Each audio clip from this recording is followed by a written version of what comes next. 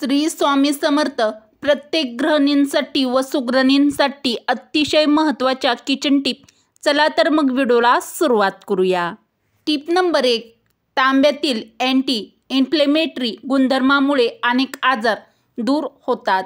संधिवात असणाऱ्यांना तांब्याच्या भांड्यातून पाणी पिल्याने अत्यंत फायदा होतो. अत्यंत महत्त्वाची व फायद्याची टिप नंबर 2. जर आपल्या आहारात वारंवार चुकीचे पदार्थ आपण खात असाल तर त्यामुळे आपल्या पोटाचा घेर वाढण्याची शक्यता असते.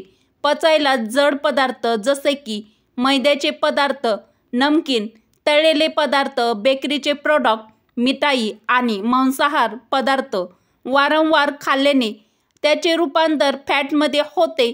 त्यामुळे असे पदार्थ आपल्या आहारामध्ये खाणे टाळा. अत्यंत उपयुक्त व महत्त्वाच्या किचन टिप आवडत असतील तर मराठी रोहिणी किचन आपल्या मराठमोळ्या चॅनलला लाईक, शेअर व सबस्क्राईब नक्की करा.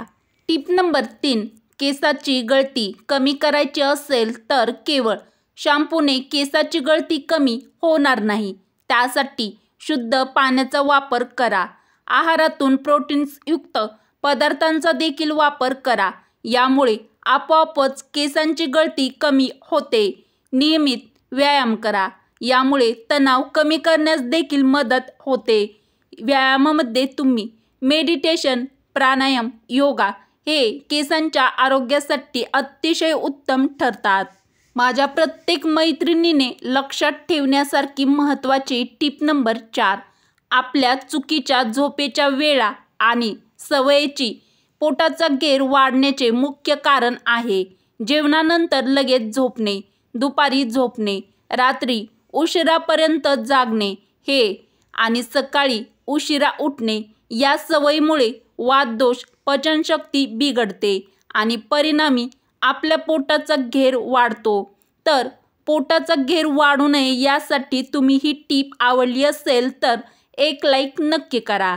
Tip number 5. 2 चमचे मेथी पावडर दह्यामध्ये मिसळून केसांच्या मुळावरती लावा व केसांना देखील लावा व नंतर 30 मिनिटांनी केस धुवून टाका.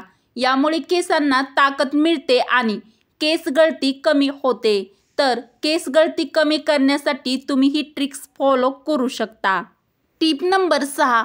शेवग्याचे ज्यूस गर्भवती स्त्रीला देण्याचा सल्ला दिला जातो. याने डिलिव्हरीमध्ये होणाऱ्या समस्येपासून आराम मिळतो. आपले हजारो रुपये वाचवण्यासाठी महत्त्वाची टिप नंबर 7. आपल्या घरात जेवढे लोक आहेत त्या हिशोबाने कुकर घेतला तर तो अत्यंत फायदेशीर ठरतो. यामुळे आपले पैसे देखील वाचतात आणि आपल्या गॅसची देखील बचत होते. कारण जर आपल्या घरातल्या लोकांसाठी 3 लिटरचा कुकरमध्ये बस होत असेल आणि आपण 5 लिटरचा कुकर वापरत असाल तर तो कुकर महाग मिळेल. आणि दुसरे म्हणजे मोठा कुकर असल्यामुळे पदार्थ शिजण्यासाठी देखील वेळ लागेल. तर आपल्या वेळेची व पैशाची बचत करण्यासाठी कुकर घेताना तुम्ही ही टिप नक्कीच लक्षात ठेवा. Tip number 8. मेहंदी चांगली रंगावी म्हणून हातांना लावलेली मेहंदी सुकल्यावर थोडी उष्णतेची आच द्यावी आणि नंतरच हात धुवावेत. अत्यंत कामी येईल अशी महत्त्वाची टिप नंबर 9. मूळव्याधीमध्ये जर रक्त पडत असेल तर डाळिंबाच्या सालीचे चूर्ण नागकेशरमध्ये घालून प्यावे. यामुळे रक्त पडण्याचे बंद होते. तर तुम्हाला मूळव्याधीची समस्या असेल तर तुम्ही ही टिप ट्राय एकदा करून नक्की बघा. Tip number 10. तुम्हाला हे वाचून आश्चर्य वाटेल की पेरूमध्ये संत्र्यापेक्षा 4 पट जास्त व्हिटॅमिन सी असते. व्हिटॅमिन सी मधील अँटीऑक्सिडेंट शरीरातील रोगप्रतिकारशक्ती वाढवतात. हे तत्त्व कॅन्सरशी म्हणजेच कर्करोगाशी लढण्यास सहाय्यक ठरते. Tip number 11. केस गळती व पांढरे केस यासारख्या समस्या दूर करण्यासाठी कढीपत्त्याची 2 पाने सकाळी उपाशीपोटी म्हणजेच अनुशापोटी खावीत. काही दिवसातच यामुळे तुम्हाला फरक जाणवेल. Tip number 12. दम्याची म्हणजेच अस्थमाची तक्रार असेल तेव्हा कारले खूप फायदेशीर आहे. दम्यामध्ये मसाल्याशिवाय कारल्याची भाजी खाणे अत्यंत फायदेशीर ठरते. तर दमा किंवा अस्थमा असेल तर तुम्ही ही टीप नक्की फॉलो करू शकता. टीप नंबर 13. कारले रक्त शुद्ध करण्यासाठी अमृतासारखे काम करते. मधुमेहासाठी खूप प्रभावी मानले जाते.